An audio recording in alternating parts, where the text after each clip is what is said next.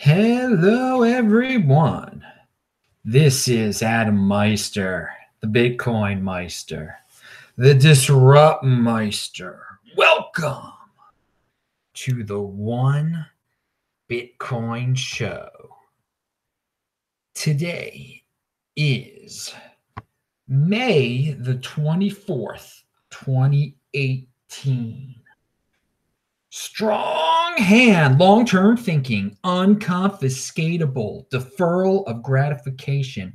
Welcome to the show, people. Hey, South Florida, get prepared. It looks like I am going to have an event down there, if all goes well, around June the 12th. So be patient. You'll hear more about it soon. Also, of course, check out the dates below for when I'm going to be at the Calgary Bitcoin rodeo on July 9th and 10th, then the 11th in Red Deer, then the 12th in Edmonton. And then I'm just going to chill out in Edmonton. I'll be living in Edmonton from July the 12th until August the 2nd. So check out the links below, always, for everything that I talk about in this show and everything that I just talked about, my schedule. And yeah, on this Tuesday in Bergen, Norway, we're doing the meetup. That I didn't link to that below. It's linked to in yesterday's show. I'll link to it again. Don't worry. You can check out yesterday's show if you want to see that link. I forgot to put it into this show. I just realized it. All right. So Tushar Jain, he said in his tweet, he says, to everyone who says, I like blockchain, but not Bitcoin, you are describing a database. Databases are valuable tech, but blockchain without the token is an extra, I can't say that word, extra bad database. Bitcoin itself is the breakthrough. It allows the database to self-finance its security/existence. I'll repeat that. It allows the database to self-finance its security/existence. I thought that was great. All right, we got another tweet from Matt Odell here, and it's just a reminder, and I mentioned this the other day, while you want to control your own private key, you're going to truly be elite, even in the cryptocurrency world, if you control your private key. If you use my affiliate link down listed below and get your Trezor, put your Bitcoin, your Litecoin, whatever, on your Trezor. Also, you can get t-shirts linked to below. But here we go, because it's a huge step in becoming elite, is just controlling your private key. Okay, you know, you're really elite when you get one Bitcoin, right? That's the first step. That one Bitcoin, because this is the One Bitcoin show. That's your first goal. One Bitcoin, then two, then five, then 10, so on and so on. But even before you get one Bitcoin, control your own darn private key. Because if you got your Bitcoin at Coinbase, you don't really own your Bitcoin. If you got it on the exchange and you're playing games with it, you don't really own your Bitcoin. So here we go. Matt says, I have a feeling this will unfortunately become much more common worldwide.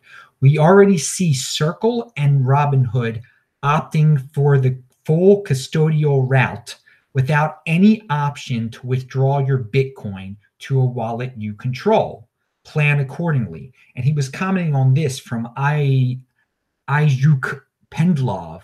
It seems that the Russian Duma is passing a law that allows Russian citizens to trade cryptocurrencies on exchanges, but these exchange offices will not provide access to private keys. So again, you can own in Russia, you're going to be able to own your cryptocurrency on an exchange, but you don't really own it because you don't have your private key.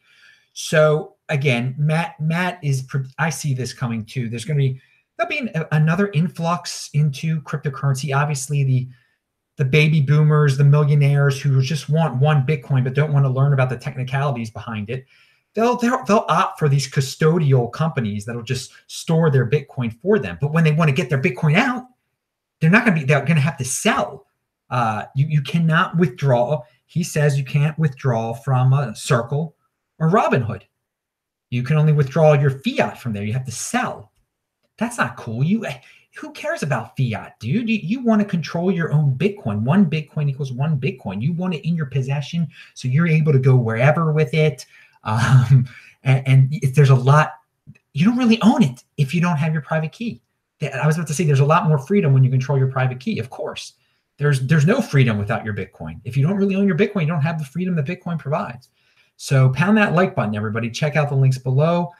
Subscribe to me here, and check out TechBalt, TechBlt on Twitter, and BitcoinMeister on Steemit. Everything is blowing up over there.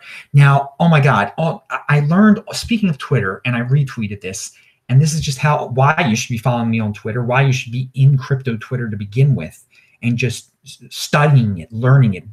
It's a great use of your time, actually reading smart people, seeing what they're retweeting on Twitter, because you just learn all about the cryptocurrency space, and you get all these great ideas, and you're in freaking motion. And let me tell you what happened to me.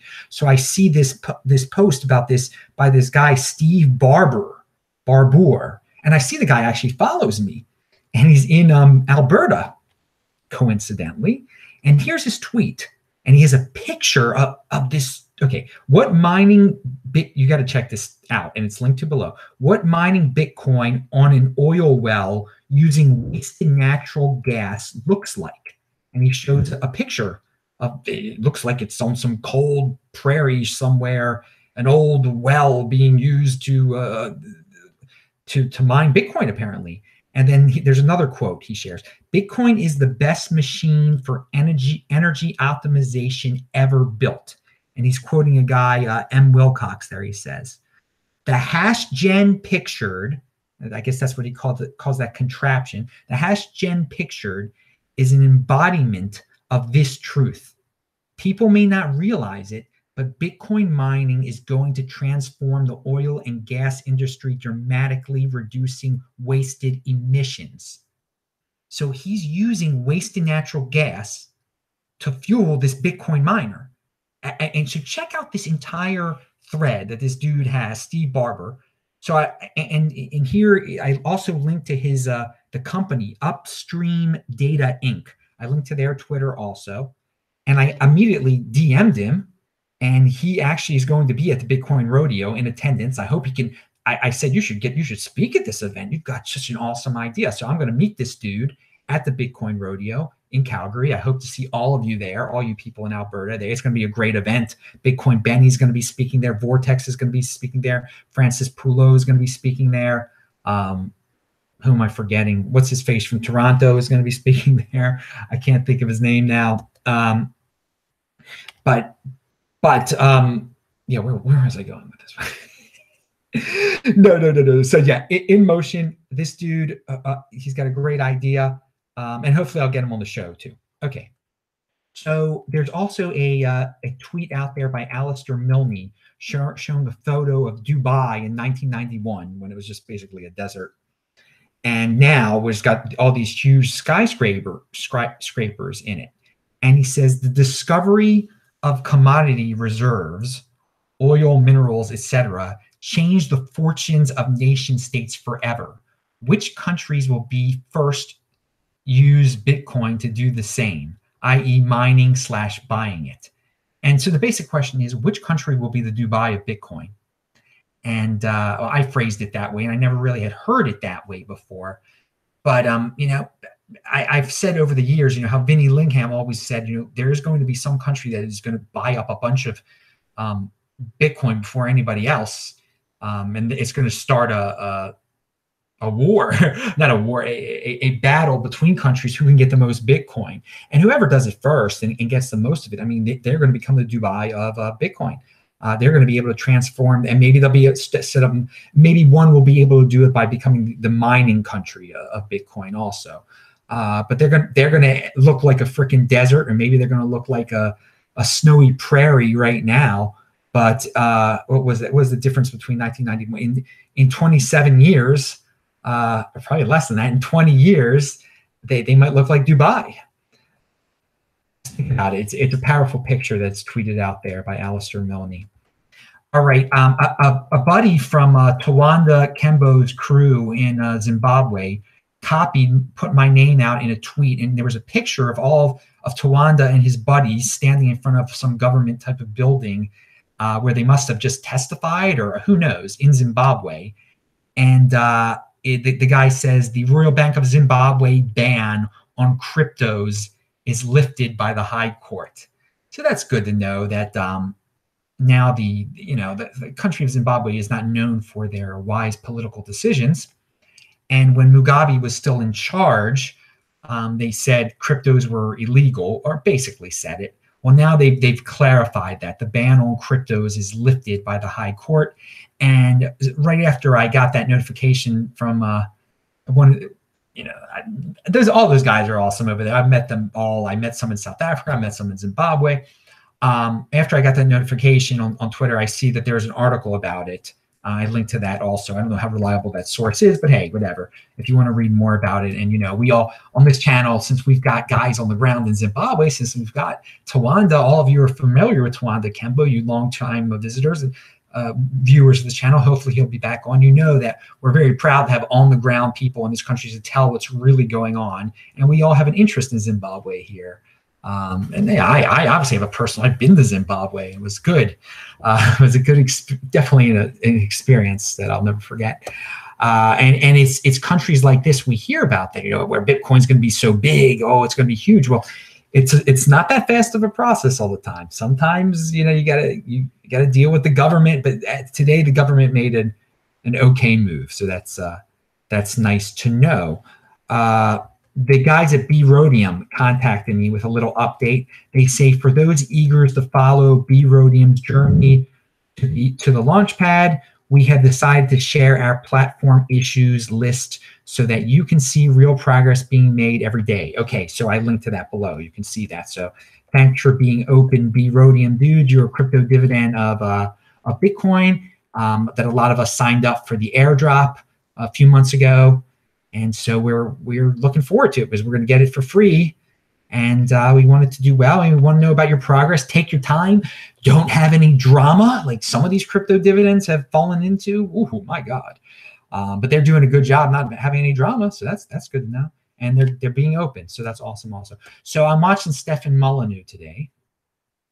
And I hesitated because he had Peter Schiff on. And I haven't watched Peter Schiff in a while, to tell you the truth, because it had become a broken record, and I wasn't learning anything anymore. It was pointless. And he'd really become a Bitcoin hater. And, he keeps on saying that the dollar is going to totally collapse, hyperinflation, gold is going to take over. I mean, he's been saying it for so long. So Molyneux has it. Molyneux has him on the show today. So I'm like, okay, maybe this will be a little bit different. Now, he didn't talk about Bitcoin. He did not mention Bitcoin on Molyneux's show, and that might have been strategic because he knows that Molyneux has a lot of Bitcoin. I wouldn't be shy. Peter Schiff is not a foolish man. He's a smart man, and he's strategic. And Peter Schiff even said, CNN and Fox don't even let me on their shows anymore. So I think he's trying to be nice to someone like Molyneux, who's got a really big and attentive audience. But of course, Molyneux also has a lot of doom and gloomers in his audience too. So first thing I notice is in the comments section, I might as well be looking at some comment section from 2015. I mean, it's the same type of comments like Bitcoin is dead because it crashed. When the internet turns off, it won't matter. You'll need gold.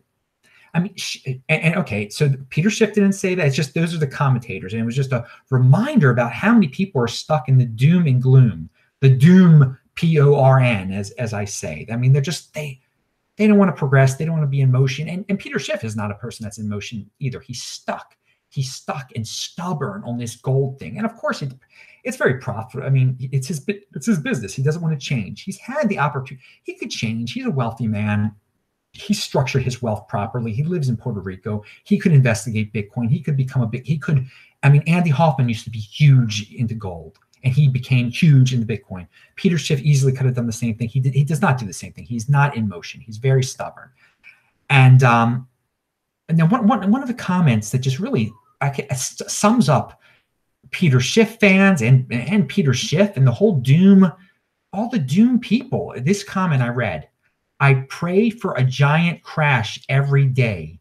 The only way out of this awful postmodern neoliberal system is to crash the global economy with no survivors. Prepare accordingly.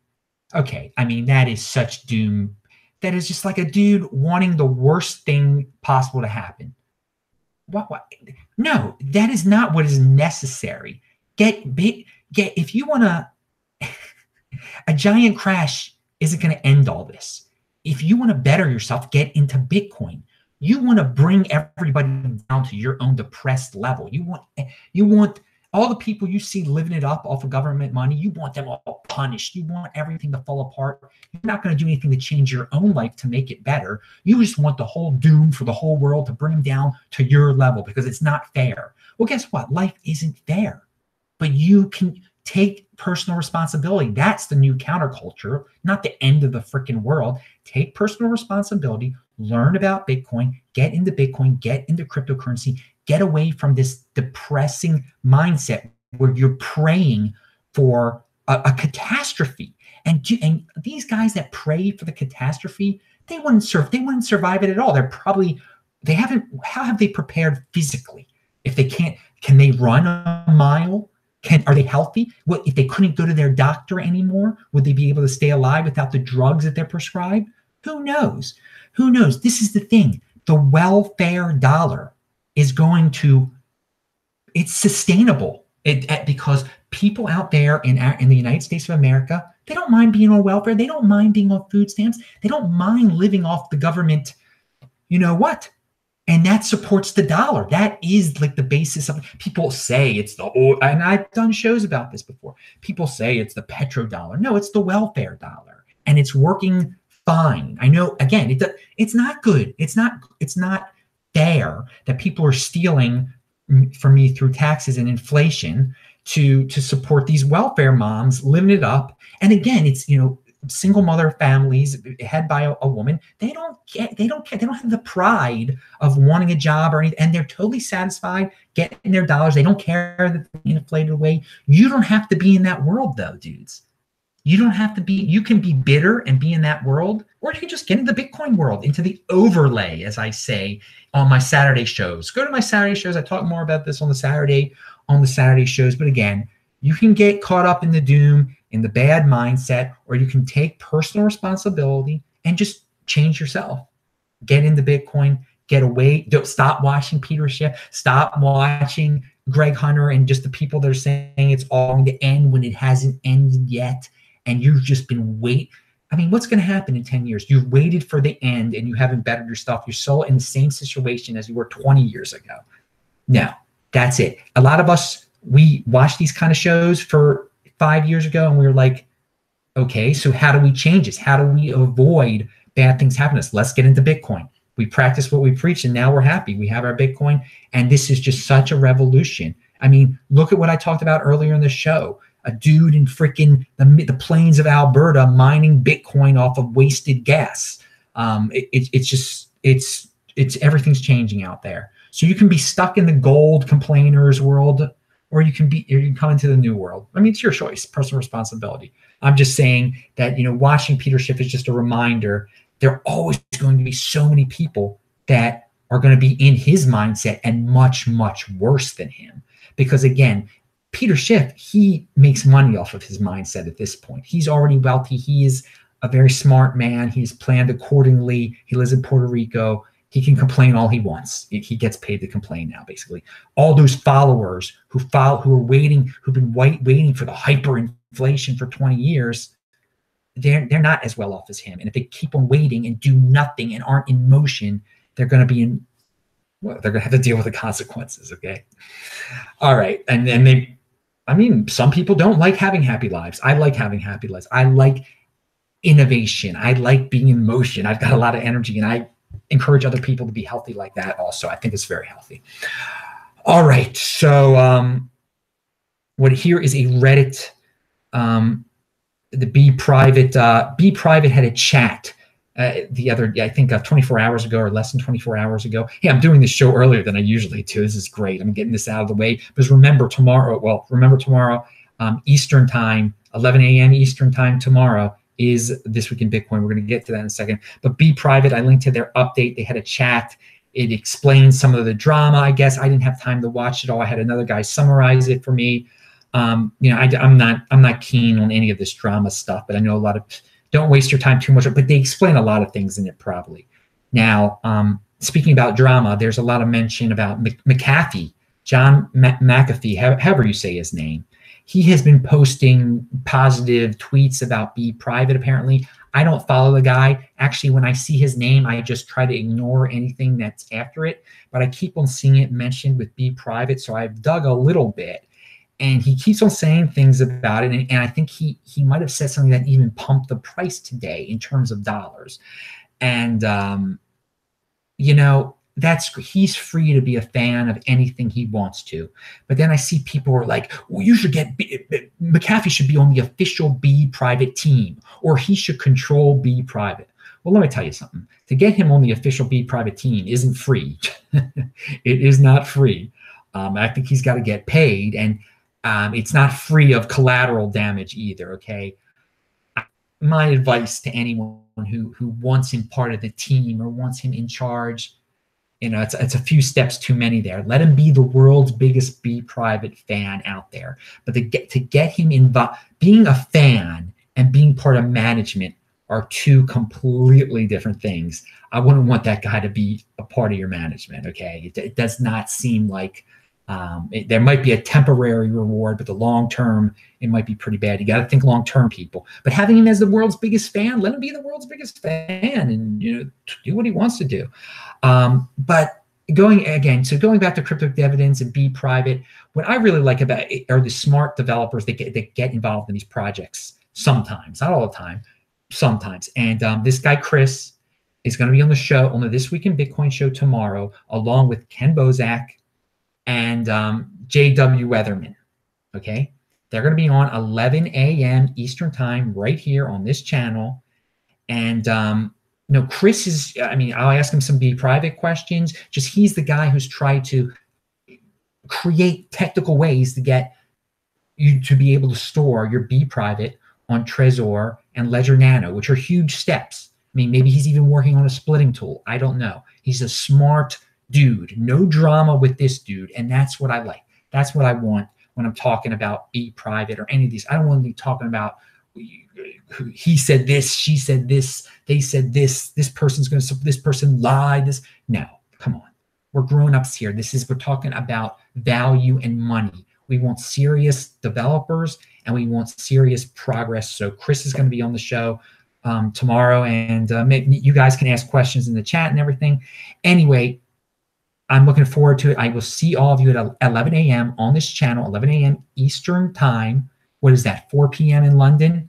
Yes, it is 4 p.m. in London, 5 p.m. here in Norway and in Spain and Italy, I believe. So I'm Adam Meister, the BitcoinMeister, the Disrupt Meister. Remember to subscribe to this channel, like this video, share this video. Check out the notes section below, pound that like button, and I'll say hi to you guys in the chat right now. Bye.